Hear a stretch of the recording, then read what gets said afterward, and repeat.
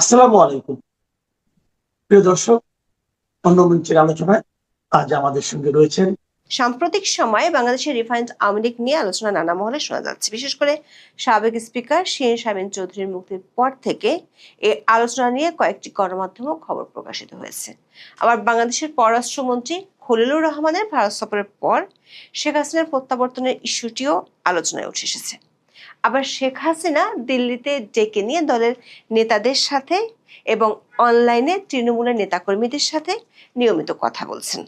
দেশের দু একটি পত্রিকায় শেখ হাসিনাকে বাদ দিয়ে রিফাইন্ড আওয়ামী লীগের প্রস্তাব শেখ হাসিনা নিজেই নাকচ করে দিয়েছেন, এমন খবরও প্রকাশিত হয়েছে।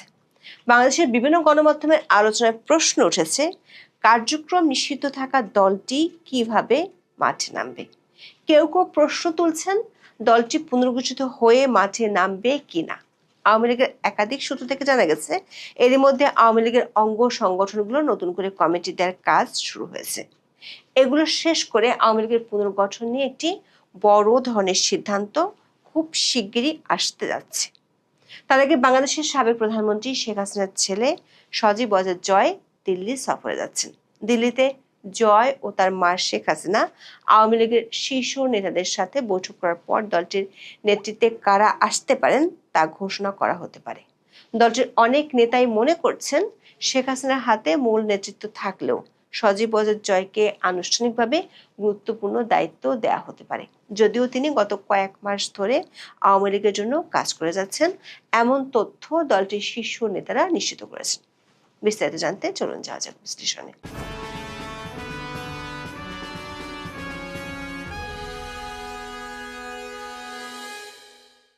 2024 সালের 5ই আগস্ট ক্ষমতার পট পরিবর্তনের পর থেকে বাংলাদেশের আওয়ামী লীগ তার ইতিহাসের সবচেয়ে দুঃসময়ের মধ্যে দিয়ে যাচ্ছে।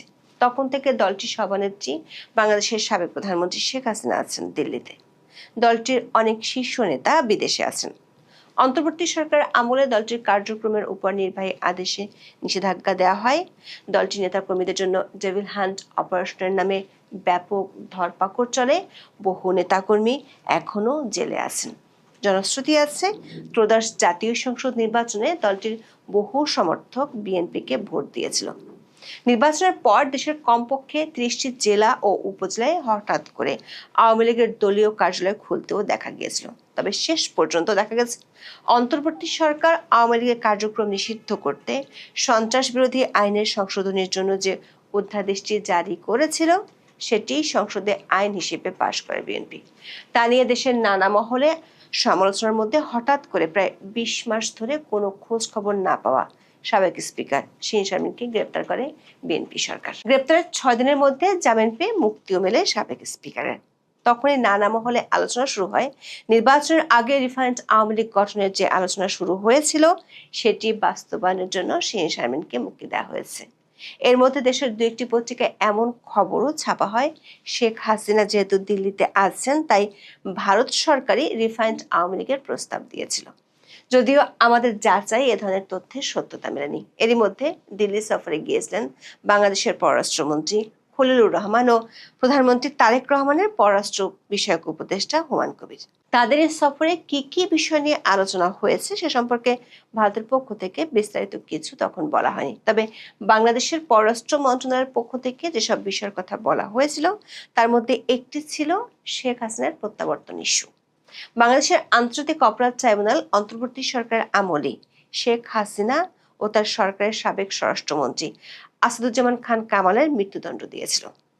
শেখ হাসিনা আমলে হওয়া ভারত ও বাংলাদেশের মধ্যকার বন্দি প্রত্যাবর্তন চুক্তির অধীনে বাংলাদেশ সরকার এ নিয়ে 3বার শেখ হাসিনার জন্য ভার্বাল নোট দিল। সবশেষ ভারতের পররাষ্ট্র মন্ত্রণালয়ের মুখপাত্র রণধীর জয়সওয়াল বলেছেন, তারা বাংলাদেশের পক্ষ থেকে একটি অনুরোধ পেয়েছেন এবং সেটি যাচাই বাছাই করছেন। যদিও একই রকম বক্তব্য তিনি অন্তর্বর্তী সরকারের আমলেও দিয়েছিলেন। তারপর থেকে বাংলাদেশের কিছু গণমাধ্যমে আবারও রিফাইন্ড আওয়ামী লীগের ইস্যুটি আলোচনায় উঠে আসে। এ নিয়ে নানা ধরনের খবর প্রকাশিত হতে থাকে। একটি গণমাধ্যমে খবর প্রকাশিত হয় শেখ হাসিনাকে বাদ দিয়ে নতুন নেতৃত্ব আনার প্রস্তাব ভারতের পক্ষ থেকে দেয়া হয়েছিল নির্বাচনের আগে এবং শেখ হাসিনা সেই প্রস্তাবে রাজি হননি। অন্তর্বর্তী সরকার আমলে এই রিফাইন্ড আওয়ামী লীগের বিষয়টি আলোচনায় উঠে আসে এনসিপি নেতা হাসনাত আব্দুল্লাহর এক ফেসবুক পোস্টের পর। বিষয়টি নিয়ে আওয়ামী লীগের বেশ কয়েকজন নেতা বলছেন, শেখ হাসিনাকে বাদ দিয়ে আওয়ামী লীগের নেতৃত্ব পুনর্গঠনের আলোচনা শোনা গিয়েছিল। এমনকি আওয়ামী লীগের যেসব নেতা ভারতে আছেন তাদের সাথেও এ নিয়ে অনেকে আলোচনা করেছিলেন। দলটির একাধিক শীর্ষ নেতা দাবি করেছেন, এই ধরনের আলোচনা বা প্রস্তাব শুরু থেকে তাদের কাছে মনে হয়েছে -2 ফর্মুলা বাস্তবায়নের নতুন কৌশল। দলের নেতারা দাবি করেছেন, এই মুহূর্তে দলের সাংগঠনিক যে অবস্থা তাতে দলটি শীর্ষস্থানে শেখ হাসিনার বাইরে কাউকে দলের নেতাকর্মীরা মেনে নেবেন না। তাছাড়া দিল্লি থেকে শেখ হাসিনা গত 2 বছর ধরে নেতাদের ডেকে নিয়ে মুখোমুখি বৈঠক করেছেন। সবশেষ গত 15ই এপ্রিল বাংলাদেশের ক্রিকেটার ও আওয়ামী লীগের সাবেক এমপি সাকিব আল হাসান সহ 7 জনকে দিল্লির ডেকে নিয়ে কথা বলেছেন, তাদের বেশ কিছু নির্দেশনাও দিয়েছেন। বাংলাদেশে থাকা দলটির নেতাকর্মীদের সাথে শেখ হাসিনা নিয়মিত অনলাইনে কথা বলছেন। এর মধ্যে বাংলাদেশের জাতীয় সংসদ নির্বাচনের পর থেকে যুবলীগ, স্বেচ্ছাসেবক লীগ ও ছাত্রলীগের অনেকগুলো জেলা, থানা ও উপজেলা পর্যায়ের কমিটি দেওয়া হয়েছে। দলটির 3 জন সাবেক সংসদ সদস্য প্রশ্ন রেখেছেন, যদি বিভিন্ন মহল থেকে শেখ হাসিনার কথা বলা হবে তাহলে শেখ হাসিনা প্রায় প্রতিদিন একটি করে কমিটি দেওয়ার পর তাদের সাথে কেন কথা বলছেন? আবার শেখ হাসিনা আছেন দিল্লিতে, তিনি আছেন ভারত সরকারের কড়া নিরাপত্তা ব্যবস্থায়। যদি শেখ হাসিনাকে মাইনাস করার প্রস্তাব ভারত সরকারে দিয়ে থাকে তাহলে ভারত সরকারের কড়া নিরাপত্তার মধ্যে আওয়ামী লীগের সংসদ সদস্যরা কিভাবে শেখ হাসিনার সাথে বৈঠক করছেন, এমন প্রশ্ন রেখেছেন দলটির সম্পাদক পরিষদের 2 জন সদস্য। সূত্রগুলো বলছে, যুবলীগ, স্বেচ্ছাসেবক লীগ ও ছাত্রলীগের কমিটিগুলো ঘোষণার কাজ খুব শিগগিরই শেষ হয়ে যাবে। এরপর আওয়ামী লীগের কমিটিগুলো পুনর্গঠন করা হবে। এর মধ্যে শেখ হাসিনার ছেলে সজীব অজিত জয়ের আমেরিকা থেকে দিল্লি যাওয়ার কথা রয়েছে। এপ্রিল মাসের শেষে কিংবা মে মাসের প্রথম দিকে তিনি দিল্লি যেতে পারেন। দলটির একাধিক সূত্র নিশ্চিত করেছে, শেখ হাসিনার হাতেই দলটির শীর্ষ নেতৃত্ব থাকছে, তবে সজীব অজিত জয় গুরুত্বপূর্ণ পদ ও দায়িত্ব পেতে যাচ্ছেন। একাধিক সূত্রে জানা গেছে, সজীব অজিত জয় যে দলটির গুরুত্বপূর্ণ দায়িত্ব পেতে যাচ্ছেন সেটি প্রায় নিশ্চিত হয়েছে বাংলাদেশের নির্বাচনের পরপরই। গত মাসের শুরুর দিকে সজীব অজিত জয় আওয়ামী লীগের 15 থেকে 25 জন সাবেক সংসদ সদস্যের সাথে অনলাইনে বৈঠক করেন। বৈঠকটি সঞ্চালনা করেছিলেন আওয়ামী লীগের সাংগঠনিক সম্পাদক এস.এম. কামাল। ওই বৈঠকে জয় আনুষ্ঠানিকভাবে দায়িত্বে আসার ইঙ্গিতও দিয়েছিলেন। বৈঠকটিতে ছিলেন এমন 3 জন সংসদ সদস্য জানিয়েছেন, এরপর থেকে সজীব অজিত জয় নিয়মিত সংসদ সদস্যদের সাথে কথা বলেন এবং তাদের বেশ কিছু নির্দেশনাও দেন।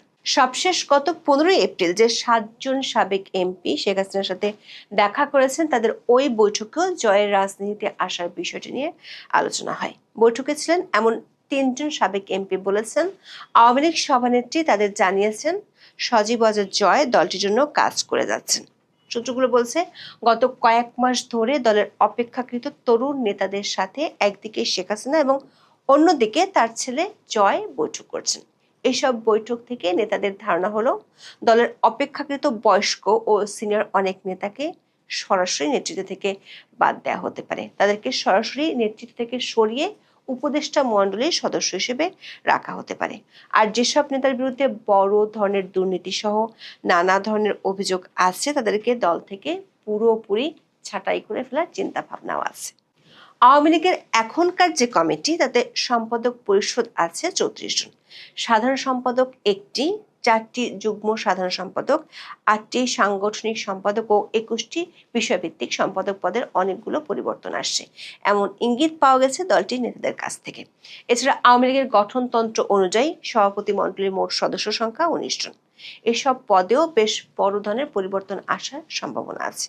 সূত্রগুলো বলছে, যেহেতু শেখ হাসিনা দিল্লিতে আছেন এবং আওয়ামী লীগের অনেক নেতাও ভারতে আছেন, সে কারণে শেখ হাসিনা ও আওয়ামী লীগের ইস্যুটি নিয়ে বাংলাদেশ সরকারের সাথে ভারত সরকারের যে পর্দার আড়ালে আলোচনা হচ্ছে কিংবা হবে সেটি এখন ওপেন সিক্রেটের বিষয়।